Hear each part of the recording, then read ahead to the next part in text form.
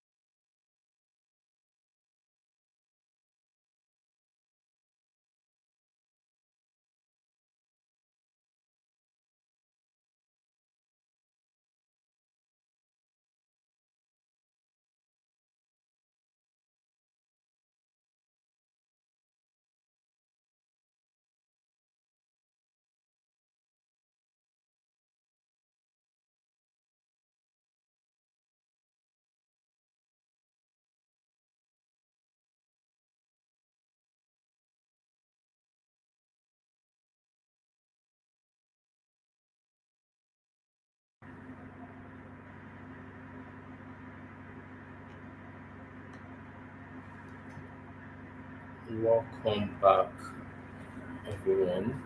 I think we had serious technical issues, so we just have to start from the beginning again. So, good morning, good afternoon, everyone, and welcome to today's webinar. Why my video is not showing. Be, titled "Beyond Firewalls and Executive: The Executive Playbook for Enterprise Grade Security." Once again, my name is David Awolu, and I'll be your moderator for this session. So I was saying this event is proudly hosted by Protein Technologies, a subsidiary of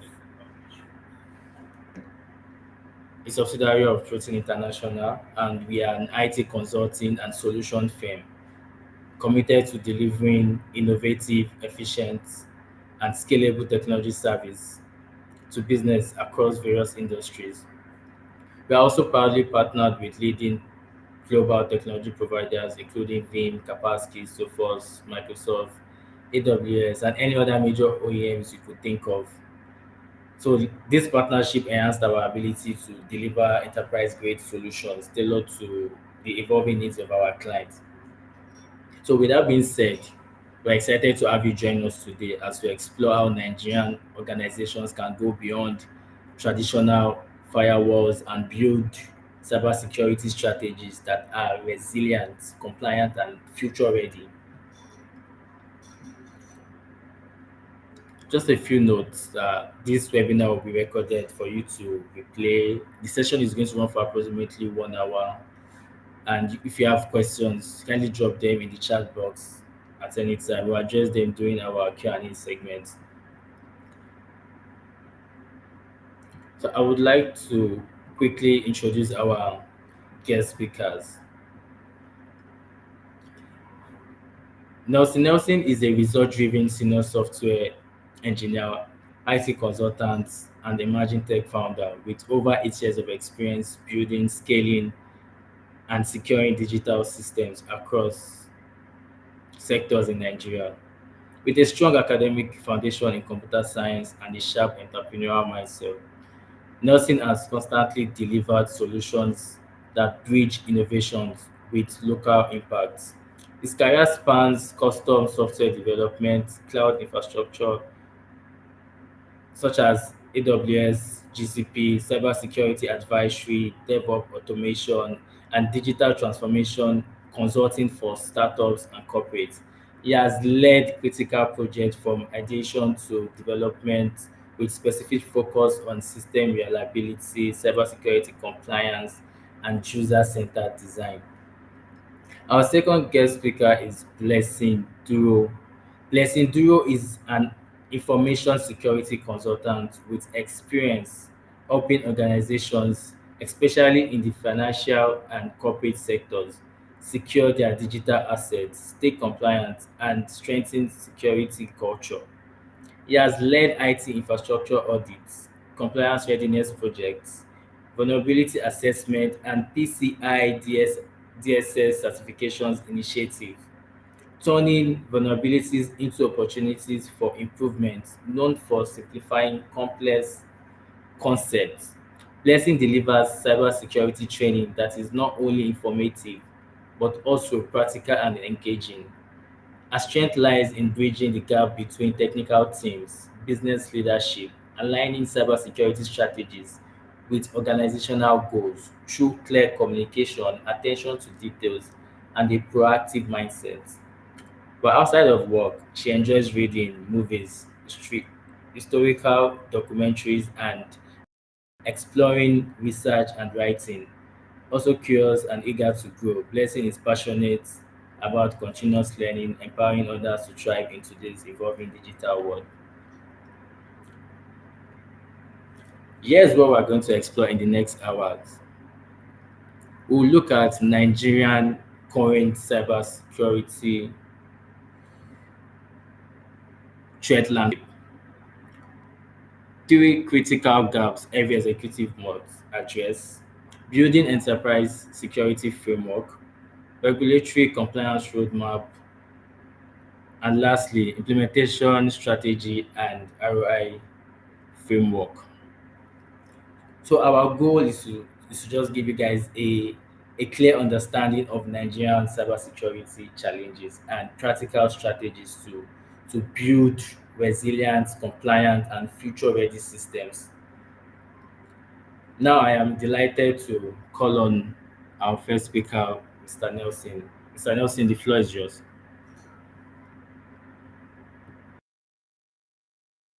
All right. Good afternoon, everyone. Thank you very much, David, for that interesting introduction. So, as we'll be looking at already today, our topic is on um, how we can basically align cybersecurity at the very top level, at the executive level.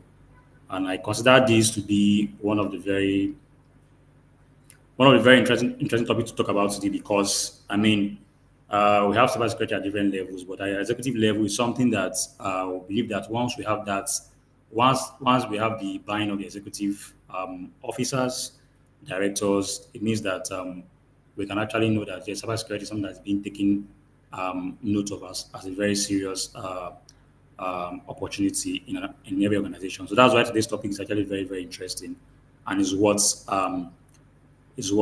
engaging with. So let's get to it. Like David already said, we're looking at three critical gaps today, and then we'll also measure, or rather, we'll look at our current landscape, what the trend landscape looks like in Nigeria. We'll also look at some case studies to buttress some of these points that we mentioned. So um, let's get to it. So looking at what we have on our screen already, with respect to today's Nigeria's business reality, that's today's current threat landscape. We already observed that there's a number of what do you call it, threats in our banks, and of course in our government institutions. I mean, if we even want to just look at the case studies that we have already on our screen and even on the internet, we can look at close to 20 to 40 different case studies. But the point is very straightforward. There are serious threats, right, in Nigeria. And even though we have across different sectors, the finance and the government remain the major targets. So that is one point to note. The finance, FSIs, and government remain major targets. Of course, there are other industries that you can look at that, okay, that we can say, okay, of course, they are being targeted, including small businesses. Nobody's exempted. But if we want to go by the numbers, we want to go by the numbers to actually buttress the fact that the threat landscape in Nigeria, or the threat experience in Nigeria is not a joke. Banks are actually losing money to hacks every month or every year. The figures speak for themselves. If you can look at this very clearly, you will see that we have about 4.4, almost $5 million dollars that was actually spent in terms of the cost of managing data breach. That report is from IBM, right? And then of course, we also look at financial services, about $6 million actually being spent on average to manage data breaches in the finance sector. So Deloitte also reported 25% of cyber mature organizations reporting about 11 plus cybersecurity incidents in the last year. That's 2025, 2024 rather. Now, all of these are just pointing to one thing: that the threat landscape in Nigeria is actually very deep, and that it is a topic that everybody should be involved in. And of course, today we are focusing on the executives. Today we are saying, executives, we need you to take this as a major point. Of course, this is October 2025, and I believe that plans are being held on for what the next year will look like, what the business year will look like for next year. So if you are putting on your budget, put a budget for cybersecurity, because trust me, with the advent of AI, the landscape is going to even get steeper, right? It's going to get deeper, it's going to get steeper. So, of course, we're not preaching cybersecurity to scare anyone, but it's just the reality. That's been there already before, but even with the advent of AI, it's going to get steeper. So let's not waste too much time on that. I'm also going to I'm going to mention that of Fidelity Bank. They were fined 555 million naira, right, in August because of data privacy breach. I can go on and on and on and mention other case studies that we have here, but I think we will discuss that as we go on in the webinar. Please let's progress. So now we'll look at some of the industry-specific threat vectors. Now, like I mentioned, that cybersecurity or security or threat generally actually cuts across all sectors, but there are some specific sectors that we can tie certain threats to. Now, for financial services, now there's actually a study, right, that was done, I think last year, 2024, on on the major kind of hacks that happen to financial services industries. That's banks, fintechs, other related what do you call it, companies or industries in that regard. Now, for financial services, what you see more is what we experience more is account takeover, attacks, payment fraud, issues with compliance, that's regulatory scrutiny. These are specific threat vectors with these particular industries. And what have we come to notice in this kind of industries is um, the customers themselves, they are not well informed of how to manage their accounts. Um, and that means the onus still falls on the executives of these institutions to put out training, because the truth is, if your customer is complaining about how much they lost because they didn't know, it's because they don't know. So what can you do as an executive? Probably that means we involve you and going about and doing training for this kind of persons. But the point is that what we notice these kind of issues are account takeover, payment fraud, and then regulatory screening. Just like the case of Fidelity Bank that had to pay over 500 million to manage the privacy issue that was they were basically fined from the by the NDPC anyways. So for telecoms, of course, you will see issues like customer data breaches. Of course, your your prior phone number. If you're wondering how somebody got your phone number, of course, these are breaches, issues of data privacy breaches, right? Um, or your email address. Wondering how did they get my email address? Of course, one of these things, maybe when you are filling your forms and you added your email address, yeah, based on data breaches, your email addresses, your phone numbers, or even your where you live, your house addresses must have been leaked. You get for energy sector, what do we see more? You see the ICS systems, that's the industrial control systems, are being affected. This is actually very dangerous. Imagine a whole factory being taken down, right? A whole factory that's being managed or manned by, of course, by a system, right? What goes on. It's being managed fully by what by a computer or by a number of persons, and then there's an attack or a rogue attack that actually affects the operations of those kind of systems. So this is actually for energy sector, those in petroleum, those in electricity that manage, or those in manufacturing that manage any form of what ICS, they can definitely be hacked. And how do they get hacked? Via vulnerabilities. Most of those systems are not updated. Once they build them, once they install them, they run like that for 10 years, 20 years without updating them. And then those vulnerabilities can be uh, utilized, and then what, and then systems can be hacked, and then it can mean taking down a lot of systems of the whole factory or the whole organization, of course. And for the public sector, that's general public, of course, uh, owing to spamming and spyware and phishing, people can be exposed to ransomware, general data exposure, or service disruption, like in some cases, right? So these are the basic threat vectors that we have been able to actually discover. Now, we mentioned earlier on that we were exploring three major gaps, which are the basic challenges or the major challenges that executives should address, right? And of course, they are the critical pain points that we have identified across Nigerian enterprises, that's major companies, major organizations. One of them is asset control crisis. Now you find this mostly in the banks, right, on the financial sectors. As you can see, 70% have inadequate identity management.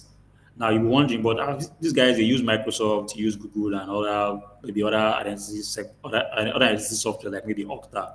But the point is that if you don't properly configure your system, your identity management system, it can still be what? It can still be hacked very, very easily. If you don't train your staff, it can easily give out sensitive information out, and then that can lead to leaks or to data privacy breaches. Up next is policy enforcement gaps. So we have a lot of policies. Every organization has policies, but um, most of them are not what do you call it? Are not enforced. And of course, we also be looking at the regulatory maze. That's clear compliance gaps. Of course, now they have means of automating all of these things, but many companies are not even compliant, let alone automating their compliance process. So these are the major ones that we're looking at. Now, for the first one, looking at inadequate access control, there are a lot of issues with access control. And like I said, the fact that you have a system that manages what do you call it, people's profiles as business profiles doesn't automatically mean that you have everything set up. It has to be properly configured. Now, what are the problems that we have noticed with all of these issues? One of them is legacy systems. So if you are using a legacy system, maybe a system that is old and outdated, obviously you cannot meet up with the current demands. Your system is obviously open to a lot of risk, and that also there may be privileged access that are able to enter into other platforms that you are currently using, right? So, and then also issue of no centralized identity governance. So maybe you are using different softwares, different systems, and there's no one single point I can say, "Okay, this with this point I use to tie all our identity management to a single centralized place where you can turn off, or manage all the identity that your system is using." And that will also lead to other things like um, third party. You have third party. You are opening you up to third party risk. If your third party is basically managing your um, identity, I mean that you have to be able to look at that. That will lead to what we call third party risk, right? So now, what's the impact of all of these? 60% breaches involved compromising credentials. Of course, if your identity is not properly managed, as your company identity is not being managed, as all your employees and all that, what this can lead to is that we can actually experience what we call um, compromised breaches, right? Compromised credentials, right? Your breach of compromised credentials, and then average time to detect insider threat will also be high. Now we have something like 197 days, because this seems to be going on without your notice, since there's no single pane to manage or to monitor what's really going on in your organization. And of course, definitely, you will definitely fall, because there's no way for you to even monitor what's going on from a single pane of glass. What that would mean is that, of course, you are already breaching major compliance regulations, because you should have a way to basically monitor what's going on within your organization. So what do we recommend basically? How is zero trust architecture implemented? And then have what we also call privileged access management. So I want to go into each of these in depth because it take more of our time, but I'll just explain as quickly as possible. Zero trust basically means that you have to every request has to be tested and verified. Just because you are syncing with software that software doesn't mean that you should don't allow. So it assumes that each software does not know about the other software. So every time you have to make a request within both softwares, for instance, you have to you have to verify that account, that request. So that's what one by zero. You're not assuming any trust. You're not saying trust but verify. You're saying don't trust at all. So that already locks in each software that you are using, each system that you are using, so that each time they want to communicate, there will be a fresh request that, okay, I want to access so and so directory. Give me access, right? So you don't assume. So of course, MFA is big. You need to implement two-factor or multi-factor depending on what you want to manage. And then of course, you must ensure you have identity lifecycle management, where after every X number of days or after X number of weeks or months, you reset your systems. Now, how do we implement this roadmap? We have a roadmap basically to implement what I've just mentioned. You can divide them into three phases. One is to plan, assess and plan. When you're assessing and planning, you do all of the identity audits, privilege accounts, and define your access policies. In phase two, you deploy your privilege access management solution, which ensures that everybody is working on just the access that they need to do what they need to do. Of course, you implement MFA, and then you establish identity governance. Then phase three will require you to optimize what you have developed for both phase one and phase two, which is that basically phase two, what you have deployed. You have to ensure continuous monitoring and policy refinement, and also managing user behavior. So if there's something that is off, you can always check that to ensure that, okay, this is actually not the way it's supposed to go. So for gap two, policy enforcement challenges, I'm going to try to run through it.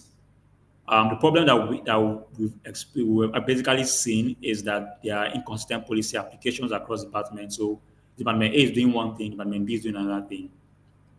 And of course, the amount of processes I mentioned earlier on that is one thing for you to even have your policy enforced, another thing to actually now automate that process. Because the truth is that if you are managing by manual process, it's prone to human error. So that's another issue that we have there. So this month you may get it right, next month you will get it right.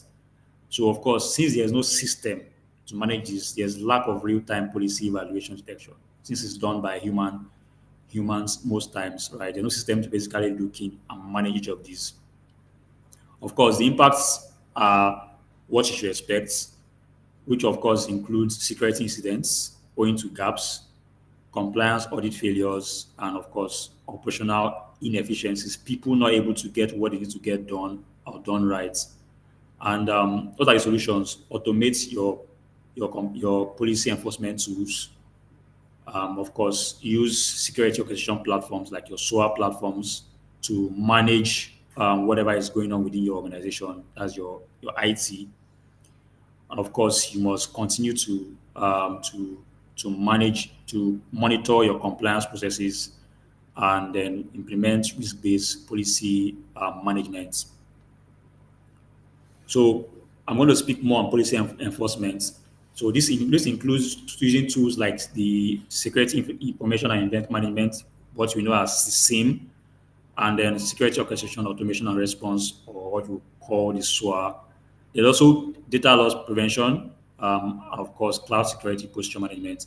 Now, all of these may seem very big. What this is basically saying in simple terms is you need to find a way to be able to manage the communications between your systems overall and a centralized form of monitoring and effective change such that every every week or every day you can get reports, both technical reports and business reports, so that each member can know which particular what do you call it step to take. So if you are referring to supply chain department, what should they do to reduce the risk? If you're referring to the IT, the business department, the operations department, what can they do to reduce their risk and become much more compliant? So the final gap that we discovered is that there's also regulatory pressure without clear roadmaps. Now, of course, there are a number of key regulations. We just listed a few of them here: the NIDA, the NDPA, and the Computer Security Act. But the point is, you cannot comply with regulations in Nigeria or any other place if you have not clearly defined what, like the previous step I mentioned, you've not clearly defined what you want to achieve, what do you want to be compliant to. So even if you know the regulations, what are your business processes? What are they speaking to? Like what do they entail? Is there a process?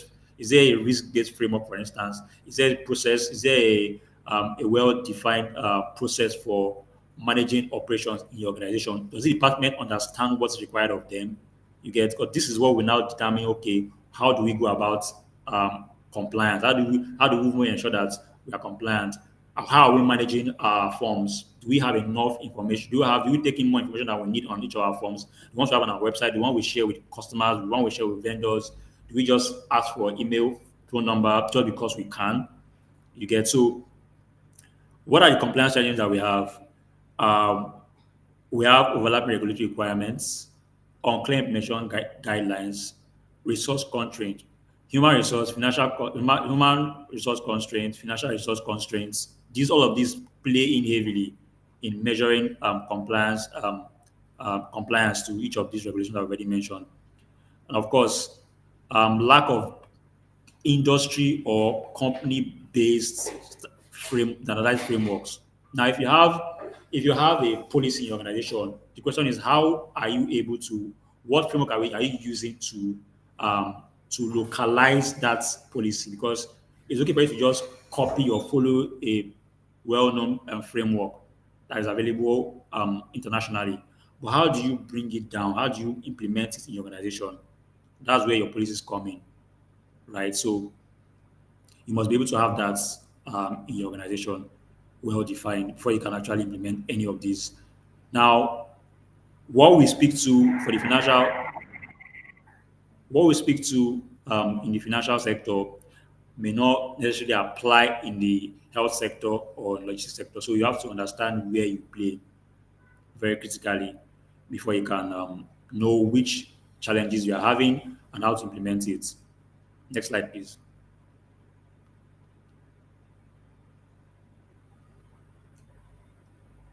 Okay, so at this point, I think I will be handing over to the next speaker, or I'll be handing over to the moderator to continue this webinar. Thank you very much, David. Yeah.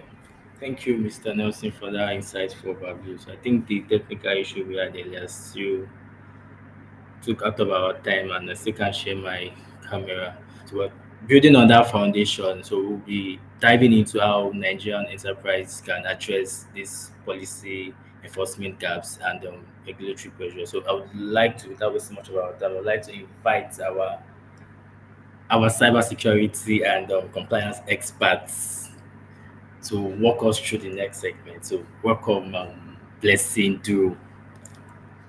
Yeah, thank you very much, David. Good afternoon, everyone. I'm very honored to be here to speak to you.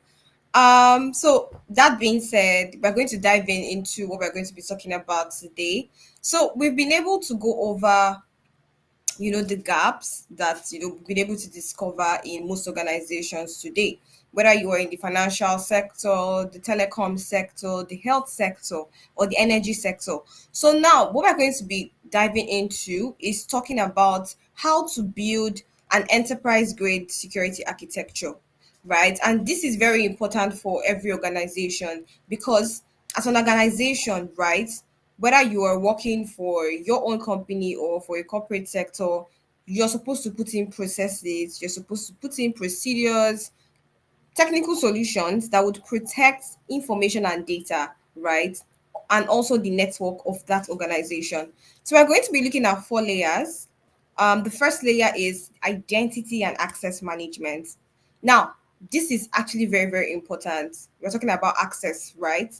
For example, if a user wants to log in to a particular resource in your organization's network, how is that access being given, right? How is that access being managed? Now, here, the first thing we're going to look at is the zero trust network access.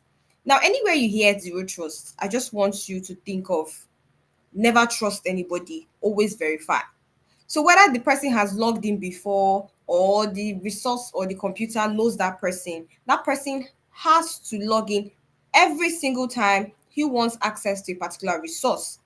He also has to put in verification every single time he wants access to a particular resource. So that's zero trust. You don't trust anybody in that system. You always verify what each person, what each computer that is requesting access wants the access to do before allowing access to that person. Now we also have privilege access management. I think this is popularly known as PAM. That's what we call it, right, in the cybersec world. Now this is basically an organization, taking management of all, administrative accounts, right? All accounts that have high or super privileges. In some organizations, maybe you would have accounts that would have different roles. So where we have accounts that have super or admin roles, now there is a need to use maybe a palm tool to be able to manage these accounts. Now this management is basically to monitor who exactly is having access to this account and what actions are they performing with their accounts. We also have identity governance and administration. Now, before we talk about, oh, we want to, employ solutions, you want to buy this solution. Now, governance is important. Here we're talking about identity governance. Now, there needs to be some set of guidelines. There needs to be some set of rules that people would abide in, could be your staff, right? They would abide to when it comes to identity access, right? You put up policies, you put up rules and regulations to make sure that you know anything that concerns identity access management is being followed through, is being abided to. Then for the second layer, we're going to be talking about data protection and privacy. I know that in today's world, in fact, now in Nigeria, most especially, everybody is all about data protection, data privacy, right? And organizations that process, personal data of customers or your employees, you need to follow through proper data handling procedures. Now, we have three here, and the first is data classification and labeling. Now, for every information, for every data, for every piece of information that you have in your organization, you must make sure that it's being classified and labeled, right? When it comes to labeling, we have, confidential, we have public, we have restricted, and we have internal. Now, I'm just going to give you a few examples. Restricted could be tokens or keys or passwords. Confidential is basically anything that, it's only accessible to a very little group of people in the organization. Then public is any information that is publicly accessible, could be on the website, right? Or on the company's social media page. Then we have encryption at rest and in transit. Now, at rest is basically any information that is lying, lying in wait. Let me use that word, right? We have information in databases, information in file servers. Now you need to make sure you employ protection measures like encryption. If you don't want to go through the encryption route, you could go through measures like hashing, truncation, just to make sure that that data is protected, even if an external attacker has access to that particular resource. Then in transit, we have information that is moving from one end to another. Let's say, for example, you're trying to pay for something on a payment gateway, right? Your information is moving from one end to another. So as an organization, to protect that customer's data, the customer that is trying to pay money or trying to make a transaction through your payment gateway, your responsibility is to protect that data. Then we have DLP, which is data loss prevention. Now, this is basically organization putting in solutions that will prevent data leaks, right? Prevent, information, important information from leaving the organization. Then for layer three, we are going to be looking at threat detection and response. Now, here we have advanced threat detection, which is or which are solutions that make use of advanced machine learning, AI, and all that to detect threats and prevent those threats from materializing in an organization, right? We also have Security Operations Center, which is a centralized team or department that is in charge of detecting, incidents, analyzing incidents, and making sure that these incidents do not escalate into something that is, unsurmountable. We also have incident response automation. Now, incident response is basically you responding to an incident or trying to mitigate an incident after it has been detected. So, making use of automation tools like SOA, which is the Security Orchestration and Automation Response Tool, or even, Python scripts, AI, and all that to help you, automate these processes to make it easier and faster for the team. Then for the fourth layer, we have governance, risks, and compliance. Of course, this is like the bedrock of information security in every organization. Before you talk about buying, solutions like firewall, SIEM, and all that, you must have an information security governance. You must have information security strategy that people must, know and are aware on what to do. Now, here we have continuous compliance monitoring. You know that compliance is not a one-day journey. It's a journey that we have to, we are traveling, right? We are trying to always check our systems, to find out if there are vulnerabilities and if there are any, also to fix them. We have risk assessment and management, which is, of course, prioritizing the most important risks, analyzing these risks and trying to fix them. And not only fixing them, monitoring them. Then we have policy management and enforcement. Now, this is basically you setting policies, procedures, and also enforcing them, making people to, follow through these policies. Now, let's take a look at technology integration strategy called platforms. Now, we have some solutions. As technology is advancing every day, we have solutions for almost everything. Now, for identity management, an example is Microsoft Azure AD. And this is one that most organizations are now, migrating to, right? So instead of using the, typical on-premise Active Directory, which is hosted on a domain controller, most organizations are now going to Microsoft Azure AD because it's very flexible, it has a lot of features, right? And it's very scalable also because it's hosted on the cloud.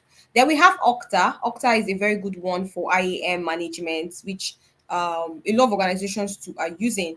Then for security analytics, of course, here we're talking about SIM tools and also advanced SIM tools that have capabilities that normal SIM tools will not have.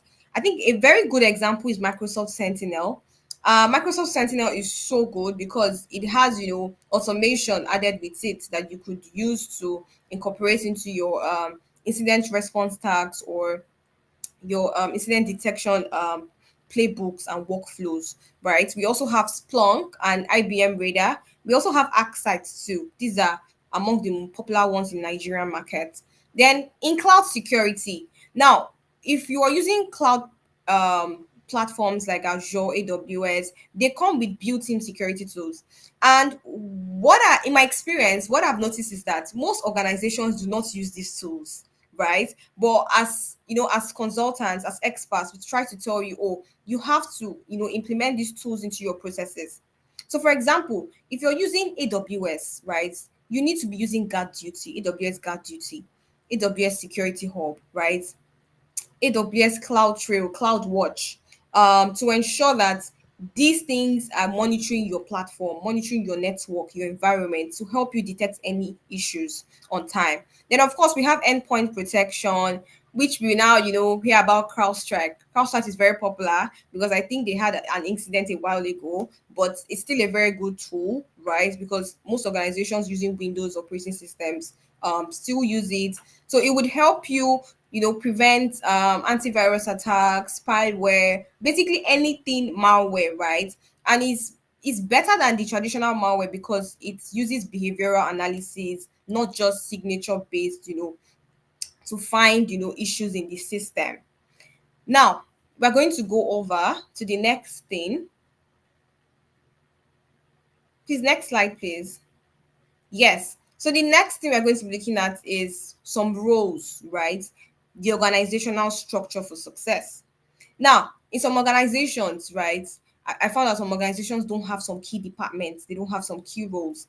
You see an organization not having a CISO, right? And you know that a CISO, which stands for Chief Information Security Officer, it's very, very important. It's an important role because this person would oversee and guide the rest of the cybersecurity department or risk and compliance, right?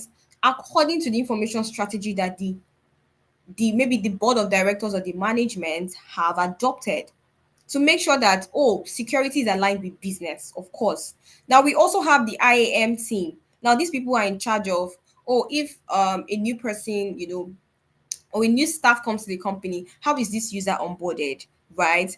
If someone leaves the company, how is this user or how is this staff offboarded? What are your offboarding processes? Do you terminate this person's access immediately, or do you leave it for 1 month, 3 weeks, 2 weeks before terminating this person's access? Then we have the SOC. This is very popular too. The Security Operations Center. Now, this is a team of expertise of professionals that have the experience in detecting, analyzing anomalies and incidents when they occur, right? With the help of tools too, right, to ensure that the network is protected. Then we have the governance, risk and compliance team. These are in charge of information security governance, compliance to regulatory frameworks like NDPA, PCI DSS, ISO 27001, and the likes for information security. Then we have the cloud security team for those organizations that host networks or systems on the cloud, or maybe for those operating on a hybrid structure that use both on-premise and cloud environment. Now you need to have a dedicated team that will be in charge of protecting those resources on the cloud. Then lastly, we have the incident response team. Now, when the SOC detects, the incident response team are now in charge of responding to that incident, making sure that the incident response life cycle is being incorporated to fix that incident. Now, on some key success factors, right, we have regulatory compliance from day one, which is very important. Executive sponsorship and budget allocation from senior management.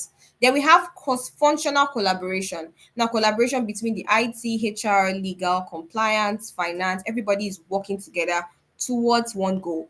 We also have continuous training and skill development for the team. The team needs training to be able to do their work professionally and efficiently. Then we have vendor management and strategic partnerships. When you have contracts with third party, you need to ensure that these third parties are also compliant. Now we have some regulatory compliance roadmap. The first on my list is the CBN risk-based cybersecurity framework. Now, this framework, has some key requirements. Here we are looking at the risk management framework, incident reporting, and the annual penetration testing. Now, for risk management framework, every organization must have an RMF, right? A risk management framework. What are your ways of detecting risks? How do you identify risks? How do you, analyze these risks, right? Do you have a tool? Do you use a register?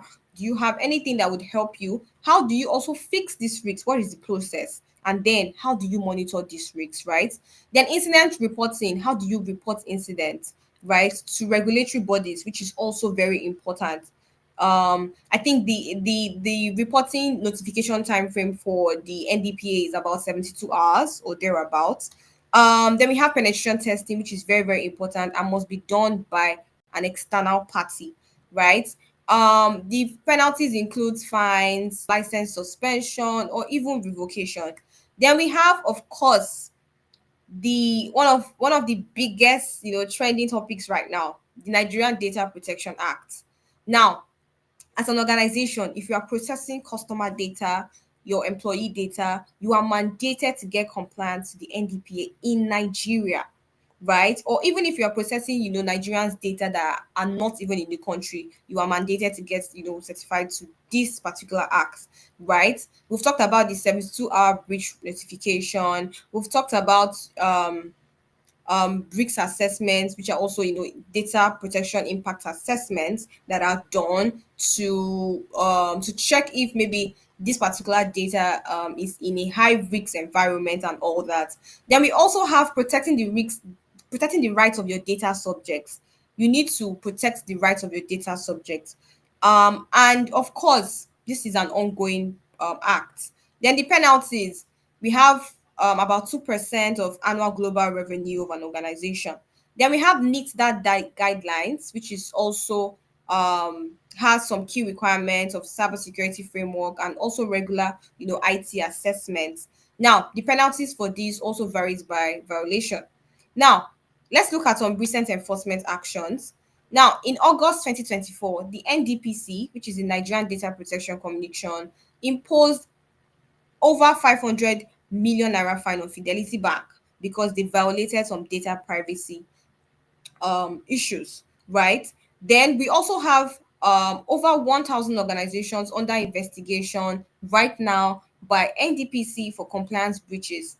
And in 2024, NDPC was able to generate over 400 million in fines from sanctioned banks and institutions. So this is to tell you that you need a compliance roadmap to help you. You also need to implement controls to help protect your data. Now, let's take a look at the compliance implementation framework. Now we're going to, let's say we're trying to implement a compliance implementation framework for like 9 months, right? Now, this is a sample of what you might do for each month or per the timeline that you have or you want to like slate for your company. Now, for the first month, right, we have what we call gap analysis. And I mean, in my experience, this is where most organizations, fumble, right? A gap analysis is basically you assessing, everything, every resources, computer system, people, technology in your environment against what is in the industry standards, right? And by industry standards, I mean standards like the NIST CSF, ISO 27001, PCI DSS, and all that, right? You have to do a current state assessment, identify the gaps, identify the red flags, and move on to fixing those gaps, right? And you also have to prioritize risks.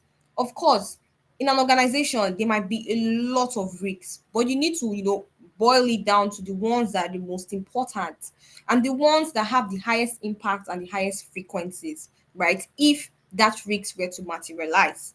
Then for the step two, we have the framework development, which could take 2 to 3 months, depending on your organization structure. Here we have policy development. Now, this policy development is not just, documentation, right? Which is a mistake that most people, also, make. Now, apart from the documentation of policies, we're also talking about, policies that are quite technical, like your IAM policies, drafting down, identity access management policies, and also your firewall policies too. Now, for procedure documentation, you know, writing down, SOPs step by step to help, the staff and the employees, and also to put a baseline for people to follow. Then control implementation planning starts now. What are the controls you need? As an organization, do you need a firewall? Do you need a SIM? Do you need an IPS or an IDS? This is the time to start planning. Then step 3, implementation, month 4 to 9. Now here, those controls that you were planning, that you were going around asking questions, oh, do we need this? Do we need this firewall? Do we need this SIM? Now this is the time to deploy those solutions to your environment. Now you also have to train your staff. Your staff has to be aware. They have to be aware. You need to, perform technical trainings. You need to perform cybersecurity trainings, awareness trainings, where necessary and all that. Then process integration. You need to integrate compliance into your business processes, which is very, very important. Then step 4, we talk about monitoring. Now, this is an ongoing process. Continuous monitoring, regular audits, regulatory reporting, which are very, very important. Having, quarterly audits, quarterly assessment, penetration testing, just to help the organization identify and fix vulnerabilities. Now, the next slide, we are going to be looking at compliance implementation framework according to year by year. So let's say you have a 3-year plan, right? You want to implement, a compliance framework. Now, for the first year, which is the foundation, what are you supposed to achieve, right? And this is a sample. This is not something that you can still tweak a few things, but these are the basics. Now, for the first year, identity and access management processes have to be in place. Like, this is non-negotiable. You need to have, um, unique IDs for every single person in the organization, access to every resource. You could pick up, an access control type that you want. Could be role-based access control, could be mandatory based access control, or whatever. Pick one and implement it. A basic security operations center should be implemented. This one, I think every organization should have it, right? You should have a SOC team, right, of people that would help you monitor your network, detect, incidents, and try to help you fix those incidents. Then compliance framework, of course, you should have a framework that you would follow through in the organization. Then in the second year, now you've been able to build some processes. Now you're now enhancing those processes. Now that's where we now talk about advanced threat detection.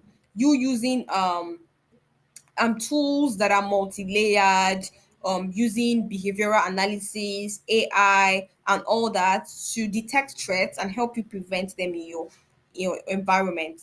Then we have security automation. Now, this is bringing in automation into your processes. For example, in the SOC team, you could automate your incident detection processes or incident response processes. Then cloud security implementation. If you have resources on the cloud, you have to, make it robust, make it very secure. Then in the third year, now optimization. Now you've built your processes, you've enhanced your processes. Now you have to optimize it. Optimize it to the point where it becomes repeatable. Even if someone leaves a team, it becomes repeatable, right? And consistent. Now we have, putting in AI, machine learning, security analytics. You could use tools that have that. You could make use of SOA, right? Or advanced SIM tools, advanced incident response, and also, continuous improvement. Now, what is the aim of this? To prevent data breaches, right? Now, the global benchmarking data, talks about the 2024 cybersecurity incident spending, which says about $87 billion globally, right? Money was leaked just because of data breaches. Now, the average data breach cost for financial services would be about $6 million or thereabouts.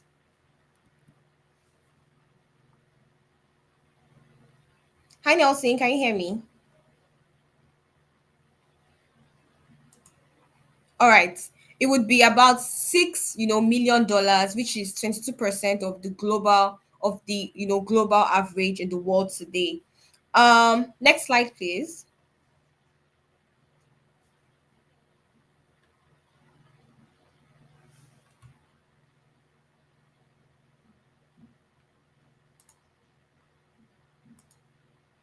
Now, we'll be looking at the ROI, which is the return on investment metrics, and business case costs.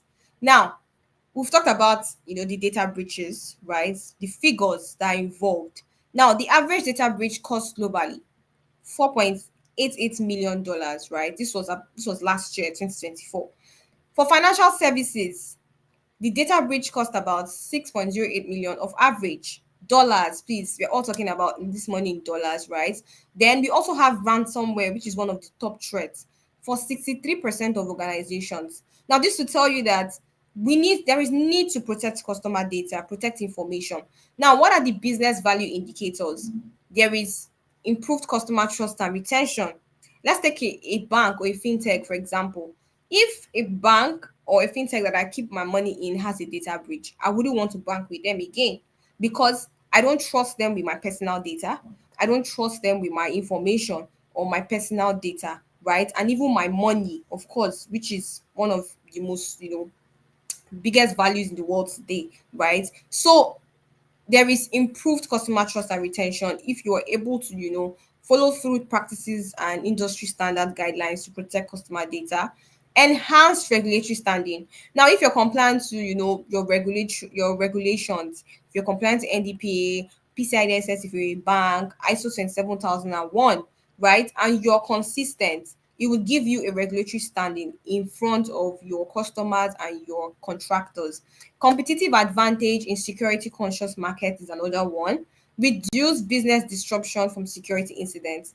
If you have processes in place, controls in place, there will be reduced business disruption even if anything happens, right, in your organization. So next, now, we have some key success metrics, which I'm going to explain. Now, the first is the mean time to detect, which is MTTD. Now, what is mean time to detect? Now, mean time to detect is basically the average time it takes for an organization to discover an incident, right? And the target is it should be less than 24 hours, right? So, whatever the organization is doing, right, you should be able to detect and discover an incident under 24 hours. Then we have the mean time to respond. Now, the mean time to respond, MTTR, is basically the average time it takes for an organization to respond to an incident from the time that the alert was sent to the team, right, to the first corrective action that was taken by that team to fix that incident, right? And now the target should be less than 4 hours, right? So this is what organization should be working towards achieving. Then security awareness training completion. Now, if you perform maybe a security awareness training, maybe a phishing simulation, and you still have about 30% of people passing and 70% of people are still failing, there is a problem, right? There is a problem. So the target should be about 98%. And I know it's not a one-day thing, but it's something that the organization should work towards, fixing, right? When it comes to security awareness. Then the risk assessment frequency, it should be quarterly.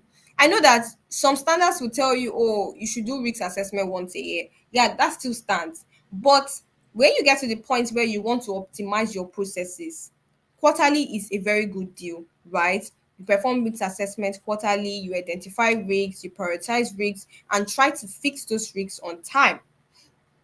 You try to put in those processes and try to fix those risks on time.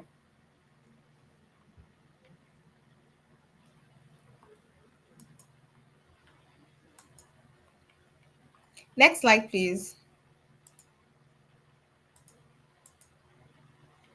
Okay, so I guess that's end of the session. So just to round up, I'll just like to say that, you know, firstly, even before you start implementing controls, or like, the SIM tools and the SWAT tools and all that, the IDS, IPS, firewalls, you need to put in governance, identity governance, information security governance in place. put in rules, put in structures, put in a strategy that people would abide to. Because, as human beings, we are the weakest link when it comes to security. So we need to be constantly stimulated when it comes to information security. Then after that, you can now go through, implementing your compliance framework, right? Putting in, controls after performing your gap assessment, your risk assessment, your impact assessment, right? Deploying your controls, and of course, performing continuous monitoring, which is very, very important. To end this, I like to tell people that cybersecurity is not it's not a destination, it's a journey. And in that journey, we would probably experience bumps along the way, but we have no choice but to keep moving, keep monitoring, keep fixing, and till we get to that place I would want to be. Thank you very much.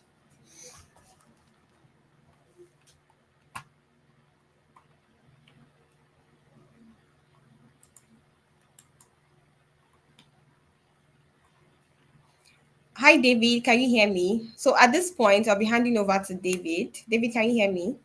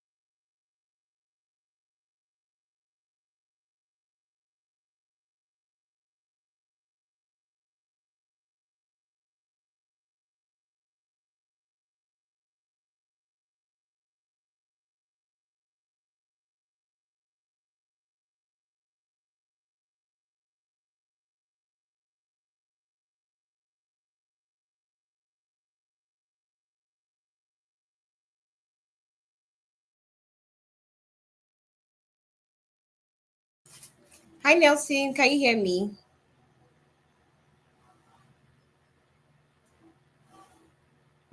Yeah, so thank you very much, Blessing. I think David is having some network issues, so I will just at this point, um, thank you very much for your contribution to this webinar. I really appreciate it. I would like to ask the general public, those of you on this call, on this webinar, if you have any questions that you feel that you would like to get clarity on, myself and Blessing will be happy to have those questions and um, contribute to your questions. So if you have any questions, Yes, can you guys hear me now, please? if you have any questions, just go ahead and add them. I'll leave the floor over to David to continue. So please, if you can hear me, can you let me know if you can hear me? Yes, I can hear you. Oh yeah, so I guess I'm back now. I'm seriously having technical issues all these network issues. So thank you, Blessing. Thank you very much for that comprehensive deep dive. It was a lot, and I hope everybody was able to learn one or two from it. So just to go straight into it, I have a few questions for you and Nelson. So the questions are more from my connect. So one of the questions is, someone is asking, why should they accept cookies on their website? Did you get that? Yes, I got that. Okay. So let me just give a foundational understanding of what cookies are. So, cookies are like, or what you see on a website when you try to access a website, right? You see, oh, do you want to accept these cookies, or do you want to, deny these cookies? Now, those are cookie banners, right? And cookies are kind of like your pieces of your metadata that are stored on a browser anytime you visit a website. So on that particular website, as part of the whole concept of consent when it comes to data privacy, now there's something called consent. Now, consent is the fact that people must be informed, right, of what um their particular data will be used for. right? So consent must be specific, it must be informed, and there are a couple of other things that are added to it. Now, you must not accept. If you go to that website, as part of the whole data protection regulation and also the NDPA, you have a choice. It's your choice. You have a choice to accept the cookies or to deny the cookies or to even customize your cookies. So you mustn't accept actually. So as part of the whole data privacy and protection, they are giving you the choice to actually select. Do you want to accept? Do you want to deny? And if you notice that if you click on deny, you still access the page actually. So it's actually your choice. I hope that answers your question. I guess you kind of did, but yes, you did. Let me just say you did, but she's currently not yet to drop a comment if that answers that question. But one more question. So we asked, how can we leverage AI and machine learning to predict and prevent threats? So the person is saying such that cybersecurity move from reactive cost center into more of a proactive business advantage. Did you get that, please? So they're asking how can we leverage AI and machine learning to predict and prevent threats, Yeah. so So that we don't rely on reactive cost centers, instead more of a proactive business advantage. so if I get your question, David. So even before the advent of AI, there's something they call monitoring, right? So you're monitoring. The idea of monitoring is so that you are not reactive. That's the first. That's one of the reasons why you should monitor. So and that's why you should use systems like the SIM, the SOA, and all that. So the idea is that before the event happens, you would have seen what you call um, potential misfits, misalignments, something that is off the regular behavior. So somebody logging in at 9 p.m., right? Somebody that's not logging in, actually logs in around 8 a.m., now logs in by 9 p.m.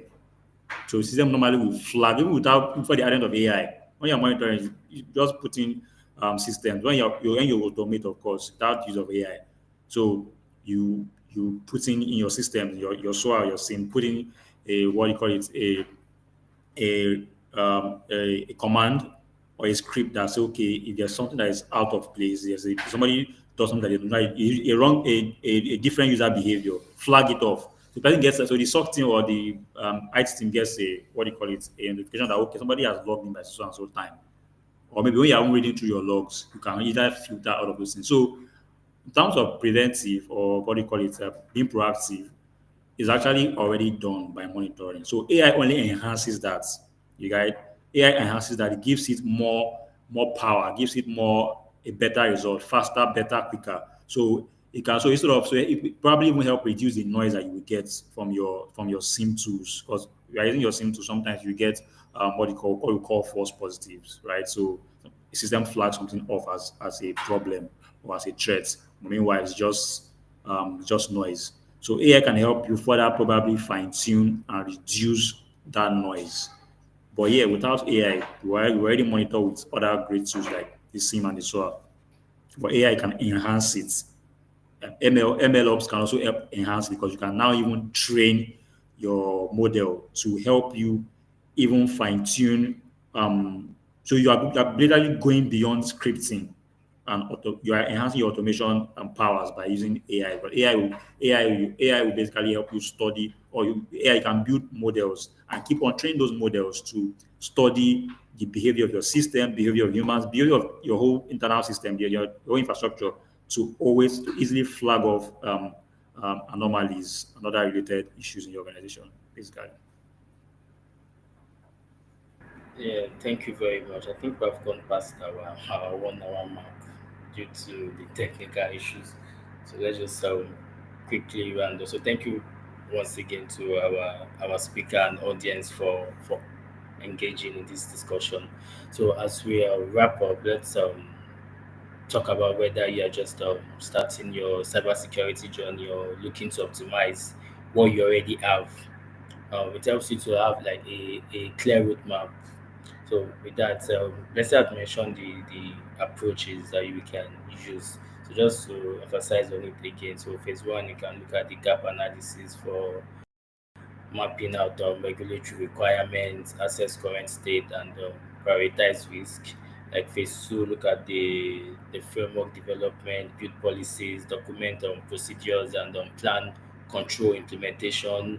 Phase three is like the implementation where you deploy those controls, train your staff, and integrate processes. Then last phase, the monitoring and reporting. So you conduct audit, monitor the system, and report to regulatories. So each phases can be tailored to your organizations and your size, your industries, or your risk profile. So with that being said, if you need like an expert that can help you do that, we can help you. You can book a free cybersecurity readiness assessment where our team would help you evaluate your current system and identify key opportunities to improve. And like a strategic session as well. You get like a one-on-one time with our cybersecurity experts to map out a transformation strategy to tailor it to your business needs. So with that being said, I think we can round up now. Yes, so I think we can. So thank you all for joining us today. So cybersecurity journey starts now. So just stay secure, stay proactive, and we'll see you all next time. Thank you once again, our speaker. Thank you, Blessing. Thank you, Nelson. Bye for now. Bye.